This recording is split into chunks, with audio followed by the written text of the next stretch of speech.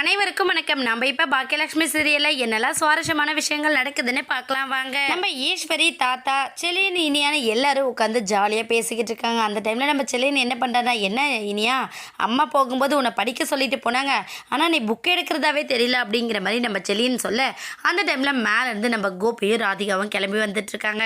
எப்படியாச்சும் நம்ம ஊருக்கு போய் ரீச் ஆகிடணும் அப்படிங்கிற ஒரு மைண்ட் செட்டோட ரெண்டு பேரும் ரொம்ப ஹாப்பியாக கிளம்பி கீழே வந்துட்டுருக்காங்க. கீழே வந்ததுமே, அம்மா நாங்கள் ஊருக்கு போயிட்டு வரோம், உங்களுக்கு ஒன்றும் ப்ராப்ளம் இல்லை அப்படிங்கிற மாதிரி நம்ம கோபி சொல்ல, உடனே நம்ம ஈஸ்வர் வந்து அதெல்லாம் எனக்கு என்னப்பா பிரச்சனை, அதுதான் என் கூட இனியாவும் செலியனும் இருக்காங்கல்ல, அப்புறம் வேற என்ன பிரச்சனை, நாங்கள் சந்தோஷமாக இருக்கோம், நீங்கள் பத்திரமா போயிட்டு வாங்க அப்படின்னு சொல்லிட்டு சொல்கிறாங்க.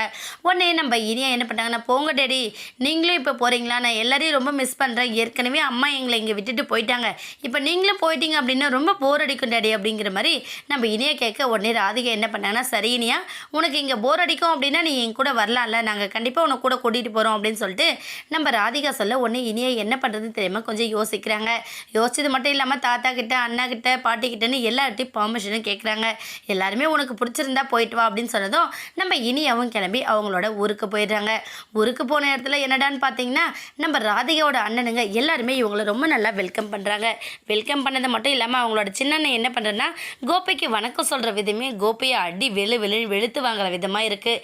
இதை பார்த்ததுமே கோபி, அச்சோ என்னடா இது, ஒரு ஹாய் சொல்கிறதுக்கே இந்த உலுக்கி கொடுக்குறாங்களே, இவங்கெல்லாம் என்னதான் மனுஷனுங்களோ தெரியல, இந்த மாதிரி இருக்கானுங்க அப்படிங்கிற மாதிரி நம்ம கோபி ஒரு பக்கம் ரியாக்ட் பண்ணுறாங்க.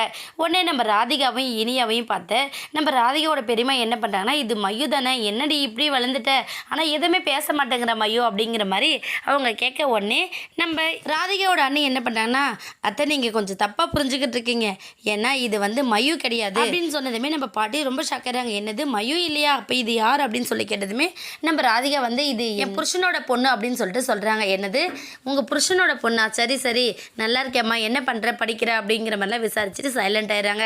உடனே அவங்க சின்ன நீ என்ன பண்ணாங்கன்னா, உனக்கு கல்யாணம் ஆன விஷயத்தையும் எங்கள் யாருக்கும் சொல்லலை, கல்யாணத்துக்கு கூப்பிட்டுருந்தா எல்லாரும் வந்துருப்பில்ல அப்படிங்கிற மாதிரி சொல்ல, உடனே இவங்க பெரியமா என்ன பண்ணாங்கன்னா, ஏற்கனவே நடந்தது 2ஆம் தர கல்யாணம், இதில் உன்னை எங்கே இந்த கூப்பிடுறது, காதும் வச்ச மாதிரி தானே பண்ணியிருப்பாங்க அப்படிங்கிற மாதிரி நம்ம கோபியை அசிங்கப்படுத்துகிற விதமாக பேசுகிறாங்க. உடனே ராதிகா வந்து, இல்லை பெரியமா, நாங்கள் ரொம்ப பெருசாக தான் பண்ணோம், ஆனால் சொல்ல முடியாத ஒரு சுச்சுவேஷன் அப்படிங்கிற மாதிரி சொல்லிட்டு அவங்க பாட்டு கிளம்பி போயிடுறாங்க. கூடிய சீக்கிரம் இந்த கல்யாணத்தில் ஒரு பெரிய பிரச்சனையே நடக்க போகுது. ஏன்னா கல்யாணத்துக்காக அண்ணன் வீட்டுக்கு வந்திருக்காங்க நம்ம ராதிகா. அந்த இடத்துல அவங்க எதிர்பாராத விதமாக பொண்ணுக்கு விருப்பம் இல்லாததாக கல்யாணம் ஏற்பாடு பண்ணியிருக்காங்க அப்படிங்கிற எல்லா விஷயத்தையும் தெரிஞ்சுட்டு அந்த பிரச்சனையெல்லாம் நம்ம ராதிகா சால்வ் பண்ண போகிறாங்க. வெயிட் பண்ணி பார்க்கலாம். இந்த வீடியோ உங்களுக்கு பிடிச்சிருந்தா மறக்காமல் நம்ம சேனலை சப்ஸ்கிரைப் பண்ணுங்கள். தேங்க்யூ.